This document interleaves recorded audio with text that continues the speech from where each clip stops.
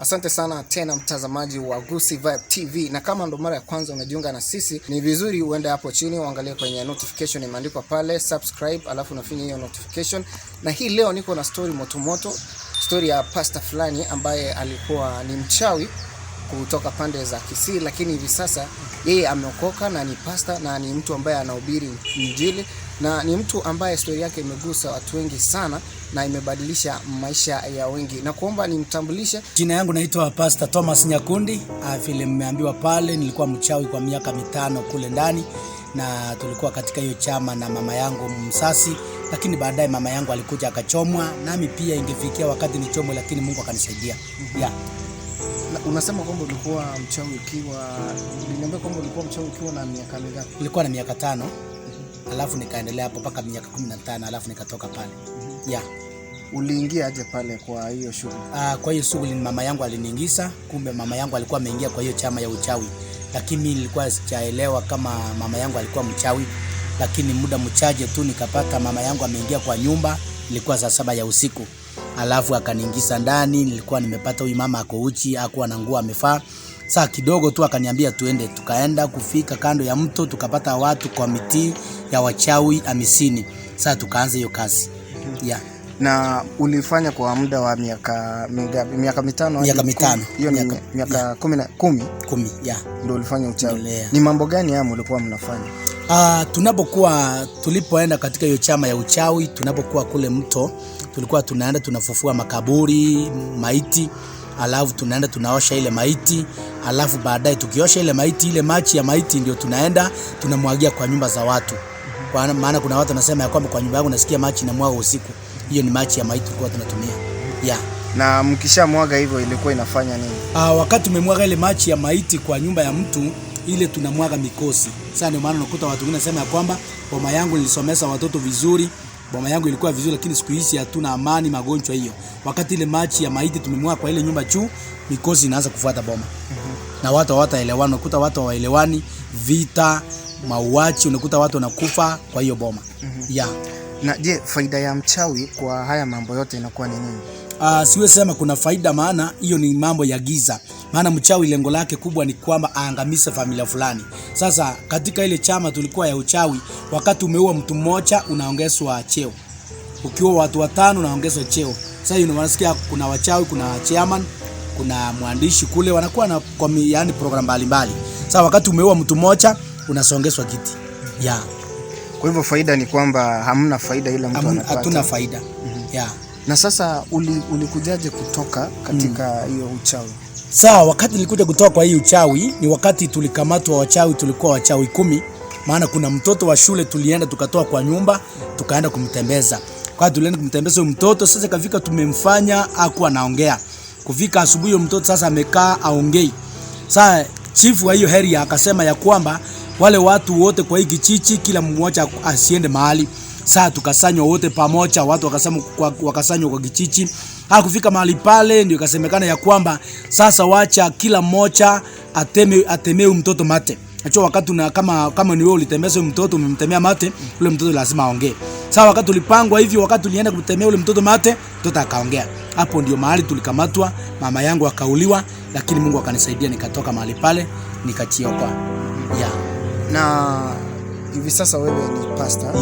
Je, unapata kwamba kuna wale ambao wanakuogopa kwamba bado huyu alikuwa mchawi? Kuna wale wanakuogopa kwa sababu ya maisha yako ya kitambo? Kuna watu, unachua watu hata kwa Biblia tuko na jamaa alikuwa anaitwa Saulo. Saulo alikuwa mtu mbaya sana, alikuwa muuaji. Lakini baadaye alikuja akaokoka, akaitwa Paulo. Sasa pia tuko na jamaa mmoja kwa Biblia, kitabu cha Matendo ya Mitume, alikuwa mchawi, alikuwa Simeon mchawi. Naye pia alikuja akaokoka baadaye akaanza kuhubiri injili. Kwa hivyo mimi Mungu aliniokoa kutoka mahali pale, na kuna wengine pia wanataka ya kwamba huyu jamaa aliokoka kweli ama ni kuongea tu, lakini mimi niliamua kabisa nikaokoka. Sasa namtumikia Mungu na niko na kanisa na naendelea kuhubiri injili kila mahali. Na je, niko na swali ambalo nataka kuuliza na ile nataka ujibu watazamaji wetu. Ni nini ambacho mtu anaweza kutumia kupigana na uchawi? Maana kuna watu wengine wanasema mimi nimerogwa. Kwa hiyo pia yeye anaenda kwingine kwa mchawi mwingine kufanya nini? kutafuta suluhu. Okay. Katika hii program mtu anasema ya kwamba nitachiokoa namna gani? Maana kuna watu wanasema ya kwamba mimi nitaenda enda kwa mganga wakati mchawi ameniondoka, nitaenda kwa mganga. Acha niambie mtu ya kwamba tulipokuwa katika ile kazi ya uchawi, mganga na mchawi tulikuwa kwa kikundi kimoja. Sasa hakuna mtu mahali unasema utatorokea, mahali unaweza kutorokea ni kwa Yesu. Vile niliokolewa na Yesu Kristo wakati nahubiri neno, ama wakati wachawi wanasikia ukitaja jina la Yesu nguvu zao zinaisha. Mahali unaweza kuchiokolea ni kwa jina la Yesu na ni kwa damu ya Yesu, hapo ndio utakuwa na amani. Na wachawi wakati ameona umeokoka na umeanza kumtambua Yesu, zile nguvu zao hazitaweza kushikana na zako sasa. Maana nguvu za Mungu zimekaa kwako. Amen. Pastor Thomas anasema kwamba nguvu za Mungu ndizo ambazo zinaweza kutumika kupigana na uchawi. Maana kuna wale ambao wanasema ati mimi wachawi wamenifanya hili, sasa naenda kwa mganga. Umesikia kutoka kwake kwamba mchawi na mganga chama ni moja. Na labda hata wakati unaenda pale kwa mganga tayari anajua kile ambacho kimekupeleka pale. Kwa wale ambao bado wanafanya hayo mambo, uko na ujumbe gani ambao unawaambia? Kienye nitaweza kusema ya kwamba kama vile Mungu aliniokoa mimi Pastor Thomas Nyakundi, uchumbe wangu ni kwa yule ambaye bado ako katika hii kazi ya uganga ama katika hii kazi ya uchawi. Aachane na hii kazi, maana hakuna faida. Kazi iliyo mahali pale ni kuangamiza watu wa Mungu. Mtu akichenga nyumba nzuri unamwangamiza. Sasa wache tutoke mahali pale vile Mungu aliniokoa nikatoka, wewe pia toka mahali pale. Kama wewe ni mchawi, mganga, toka kwa hiyo kazi unafanya, uje hapa tumtumikie Mungu, tuhubiri injili na watu wengine waokoke pia. Asante sana. Wapenda ngoma na wachawi sio kwenu tu, hata kwetu wapo Yaani ina maana kwamba wachawi wako ndio wapo, na yale ambao wanayafanya, lakini si mambo ambayo yanaleta shangwe, yani sio mambo ambayo yana faida. Kwa hivyo asante sana mtazamaji wa Gusii Vibe TV kwa kuchukua muda wako kutazama hili. Nitaendelea kukuletea story kama hizi na zingine mingi ambazo ungependa wewe kuzitazama na kuzijua zinaenda namna gani. Na kwamba uende hapo chini, piga subscribe pale, piga notification, alafu yote inakuwa sawa. Asante sana kwako wewe mtazamaji ambaye umechukua muda wako kuitazama video hii, na hii ni kionjo tu ya yale ambayo tutakuwa tunakuletea hapa katika Gusii Vibe TV, na kuomba uende hapo ufinye subscribe na uweke notification ikuwe on, mradi utapata video zetu zote pale ambapo zitakapokuwa zinatokea.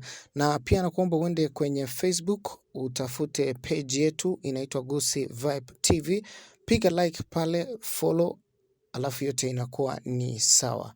Na kuahidi kwamba story hii ya huyu jamaa Pastor Thomas Nyakundi itakuja kuendelea kwa wakati mwingine katika sehemu ya pili, na uweze kutuambia yale mambo ambayo walikuwa wanafanya na jinsi ambavyo walienda kufanya mambo yao ya uchawi mahali ambako walienda kisha wakafumaniwa, alafu ilikuwa auawe, lakini Mwenyezi Mungu akamuokoa, na sasa na yeye akaamua kuokoka, na sasa hivi anahubiri injili. Endelea kuitazama na kuifuatilia Gusii Vibe TV.